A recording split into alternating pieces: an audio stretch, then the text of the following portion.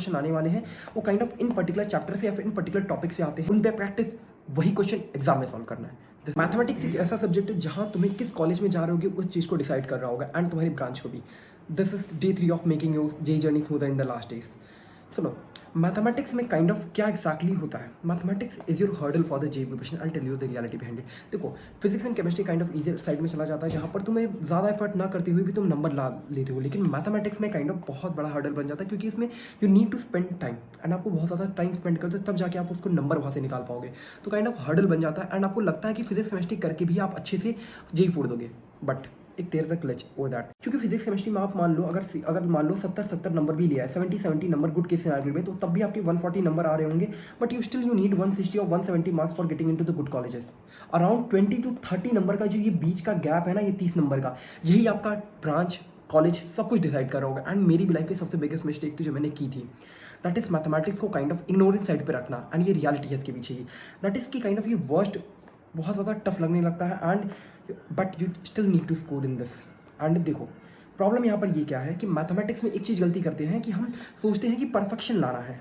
Perfection लाने के चक्कर में नहीं पड़ना। परफेक्शन का मतलब क्या, अराउंड मेरे को 50 नंबर लाने तब जाके मैथमेटिक्स में परफेक्शन आएगा। नो, आपको वो काम भी नहीं करना अगर आप सिलेक्शन लेना चाहते हो, क्योंकि देखो मैथमेटिक्स में तुम्हें टाइम स्पेंड करने का, जिसकी वजह से तुम फिजिक्स केमिस्ट्री से वो टाइम निकाल के तुमको मैथ्स में दे रहे होगे। पेपर में भी यही हो रहा होगा, जिसकी वजह से तुम्हारी जो ओवरऑल परसेंटाइल या फिर मार्क्स बनने होंगे वो बहुत दिक्कत कर जाएंगे। लेट्स से अगर तुम्हारा 99% मैथमेटिक्स में आ गया, तब भी शायद तुम्हारा ओवरऑल 98 भी क्रॉस ना करे, क्योंकि इसके पीछे का रीजन क्या है, तुम्हें 45 नंबर पे, 40 के नंबर पे तुम्हें मैथ्स में 99 आ जाएंगे, ठीक है, और तुम्हारा फिजिक्स केमिस्ट्री में मिला के 120 110 आ रहा है, 50 60 नंबर आ रहे हैं, तो भैया क्या ये पास कर पाएगा 99 को? ऑब्वियसली नहीं कर पाएगा। तो रीज़न यहाँ पर तुमको समझना पड़ेगा कि आपको मैथमेटिक्स को काइंड ऑफ परफेक्शन पे भी नहीं रखना और लो पे भी नहीं रखना है, तुम्हें एक बीच का सेट करना पड़ेगा उसको। क्योंकि होगा क्या, काइंड ऑफ अगर ज़्यादा नंबर लाने के चक्कर में पड़ोगे मैथमेटिक्स, तब भी आप बेकार कर जाओगे, क्योंकि आपको बहुत ज़्यादा टाइम स्पेंड करना पड़ेगा और प्रैक्टिस भी करनी पड़ेगी उस लेवल पे, जिसकी वजह से फिजिक्स एंड केमिस्ट्री आपका इग्नोरेंस साइड पे जा सकता है। तो मैथमेटिक्स के लिए आपको सेफ मार्क्स एक्यूरेसी के साथ लाने होंगे। व्हाट डज इट मीन, आपको काइंड ऑफ 30 to 40 नंबर के बीच में लाना है, ज़्यादा के पीछे नहीं पड़ना। ये नहीं 50 60 70, ये नहीं। अगर आपकी प्रिपरेशन अच्छी लेवल पे नहीं है तो आप इस रेंज को टारगेट भी करोगे, इस रेंज में जाने की कोशिश भी करोगे, तो आप फिजिक्स केमिस्ट्री का सब्जेक्ट को अपना बेकार कर रहे होगे। बेकार करने का मतलब आप अपनी प्रिपरेशन को हैम्पर कर रहे होगे। ये रियलिटी है, हमने भी किया था। क्योंकि आप जानते हो क्या, पेपर के अंदर भी जाओगे आप मैथमेटिक्स में टाइम स्पेंड करने लगते हो, आखिरी के टाइम पे आप मैथमेटिक्स प्रैक्टिस नहीं करने लगते हो कि केमिस्ट्री का इनऑर्गेनिक ऑर्गेनिक क्वेश्चन छोड़ देते हैं। तो ये मिस्टेक होती है। तो आपको सिर्फ और सिर्फ 8 से 10 क्वेश्चन किसी तरीके से निकालने हैं जो कि ईजर क्वेश्चन होंगे मैथमेटिक्स में, जेई के वही निकालने हैं तुमको। अब प्रॉब्लम ये होती है, जो 8 से 10 क्वेश्चन होते हैं, पहली बात दिखता नहीं है, और होता क्या, दिखता है तो वहाँ पर एग्जाम में सॉल्व नहीं होता। मेरे साथ हुआ था, मैं पहला क्वेश्चन मैंने सॉल्व किया था, दैट वाज वेक्टर थ्री का क्वेश्चन, शॉर्टेज डिस्टेंस निकालना था, थोड़ा उस पर कैलकुलेशन थी। मेरे से वो क्वेश्चन आखिर के वो स्ट्रेस सिनेरियो में था, फिर क्या था, वो कैलकुलेशन अच्छे से नहीं हो पा रही थी, मे भी शायद उतनी अच्छी प्रैक्टिस नहीं हो रही हो। तो होता क्या, जब 8 से 10 क्वेश्चन जो आपके आसान आने वाले, आपको पहले से सेट करने के लिए आना पड़ेगा कि ओके मैं ये चैप्टर के क्वेश्चन करने वाला हूँ, इस चैप्टर के नहीं करने वाला, आपको डिसाइड करना पड़ेगा। ऐसा आप होगा कि आप कोई भी चैप्टर में हाथ मार लोगे, कोई भी चैप्टर में एग्जाम में जाके हाथ नहीं मारना उस क्वेश्चन को।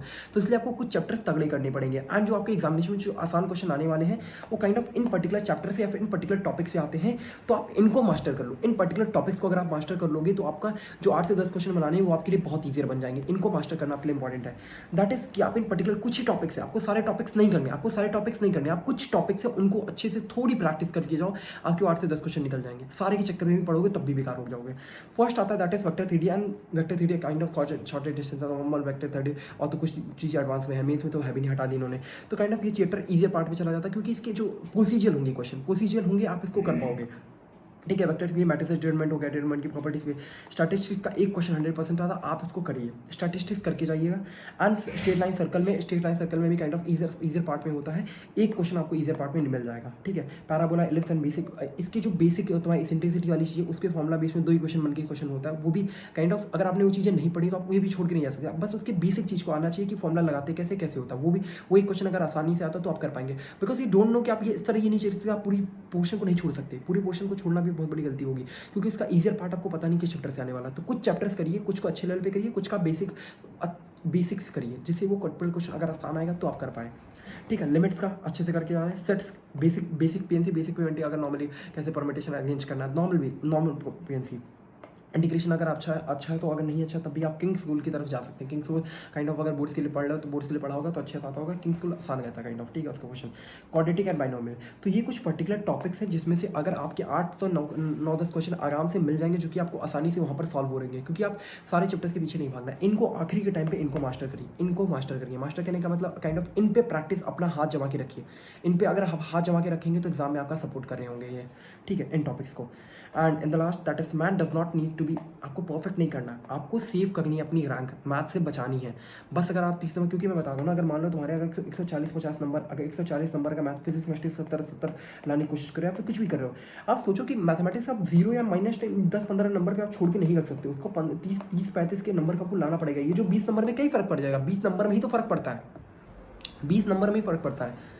ये जो 20 नंबर मैथमेटिक्स का आप ज़्यादा लाओगे वही तुम्हारी अच्छी खासी रैंक एंड वो परसेंटाइल डिसाइड करी होगी। तो मैथमेटिक्स इंपॉर्टेंट है, आप उसको इग्नोर करके नहीं जा सकते। मैथमेटिक्स आपकी पर्टिकुलर कौन सी ब्रांच क्या चीज़ है, बहुत मेरे को बहुत मैथमेटिक्स करना होगा आपको, मैथमेटिक्स करना होगा आखिरी टाइम पे।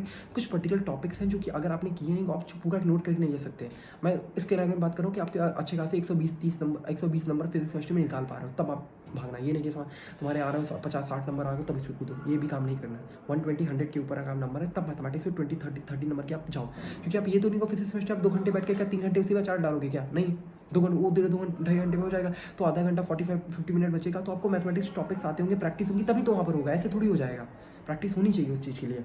आपको बस कंट्रोल करना होगा मैथमेटिक्स को। कंट्रोल इन द सेंस कि आपको बहुत ज़्यादा फ्लक्चुएट नहीं करना कि भाई क्या भग जाएंगे पूरा सपेट पूरा 25 के 25 क्वेश्चन पे गो थ्रू करना, नहीं। कुछ टॉपिक्स, कुछ इंपॉर्टेंट टॉपिक्स, उन पे प्रैक्टिस, वही क्वेश्चन एग्जाम में सॉल्व करना है। दिस इज द मंत्र। कुछ टॉपिक्स आपको करने हैं, रिवाइज करने अच्छे से, प्रैक्टिस करनी है उसके ऊपर, और वही क्वेश्चन को ट्राई करना है एग्जाम में करने की। मे बी अगर आपको कॉम्प्लेक्स दिख रहा है तो शायद उसको उस सिनेरियो में आपको उस क्वेश्चन को वहाँ छोड़ना पड़ सकता है, ये भी याद रखना होगा, ठीक है। That's all for this, see you in the next video. देखते हैं आप, बट आप मेरी बात को मानिएगा इस चीज़ को please, I am saying right, ठीक है।